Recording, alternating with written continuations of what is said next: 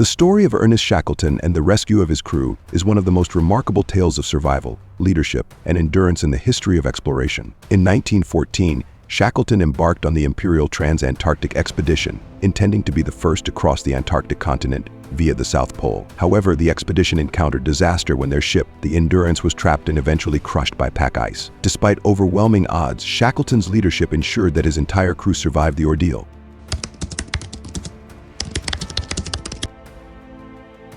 In the early 20th century, polar exploration captured the world's imagination. The race to reach the South Pole had been won by Norwegian explorer Roald Amundsen in 1911, but Shackleton, an experienced polar explorer, was determined to make his own mark. His goal was to cross the Antarctic continent from one side to the other, a journey of around 1,800 miles, passing through the South Pole. The expedition was well planned, and Shackleton's ship, the Endurance, was specially designed to withstand the harsh conditions of the Southern Ocean and Antarctic pack ice. The crew consisted of 28 men, carefully selected for their skills and compatibility. The journey began in August 1914, just as World War I was breaking out in Europe, and after some initial delays, Endurance set sail from South Georgia Island toward Antarctica in December 1914.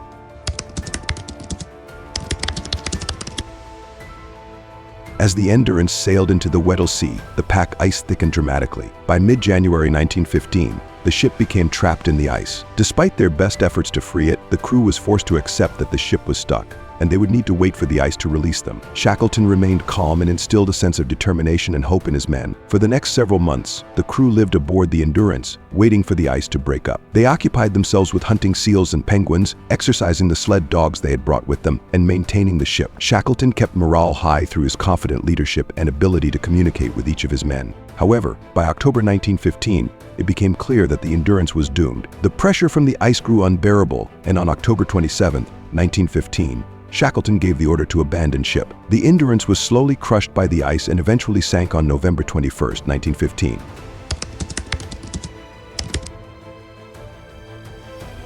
With their ship gone, Shackleton and his men were left stranded on the ice floes. They had salvaged as many supplies as they could before abandoning the Endurance, including lifeboats, food, and equipment. Now they faced the harsh Antarctic environment with no means of communication and no immediate hope of rescue. Shackleton's new plan was to march across the drifting ice toward open water, where they could launch their lifeboats and make for land. This trek was incredibly challenging, as the ice was uneven and dangerous, and progress was slow. The men faced freezing temperatures, physical exhaustion, and dwindling food supplies. After several months, realizing the futility of their efforts, Shackleton decided to camp on a large ice floe and wait for the ice to carry them closer to land. By April 1916, the ice floe they were on began to break apart. Shackleton ordered the crew into the lifeboats, and after 7 harrowing days at sea, they landed on Elephant Island, a remote, uninhabited island in the Southern Ocean.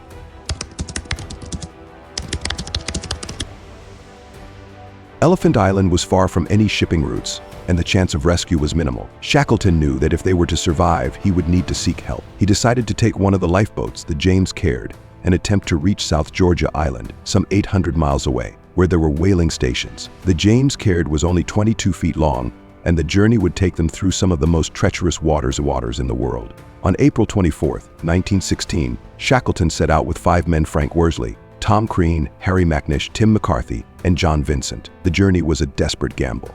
They faced towering waves, freezing temperatures, and storms, navigating by the stars and sun when the weather permitted. Worsley, the ship's captain, was an expert navigator, and his skills were vital in keeping the tiny boat on course. After 16 days at sea, battling the elements and on the verge of collapse, they finally sighted South Georgia on May 8, 1916. However, the weather conditions made it impossible to land on the windward side of the island, so they were forced to land on the uninhabited southern coast.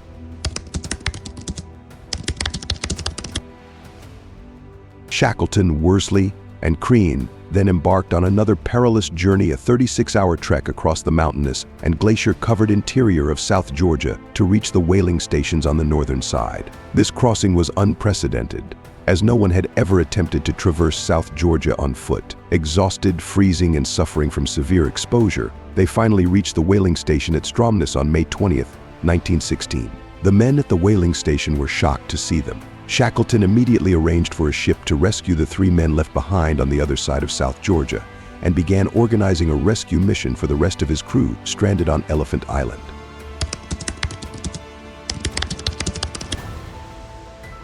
The rescue of the men on Elephant Island, however, was not straightforward. Shackleton faced several failed attempts due to the sea ice blocking access to the island. Finally, on August 30th, 1916, Shackleton, aboard the Chilean steam tug Yelcho, reached Elephant Island and rescued the remaining 22 men. Amazingly, despite their ordeal, not a single life had been lost.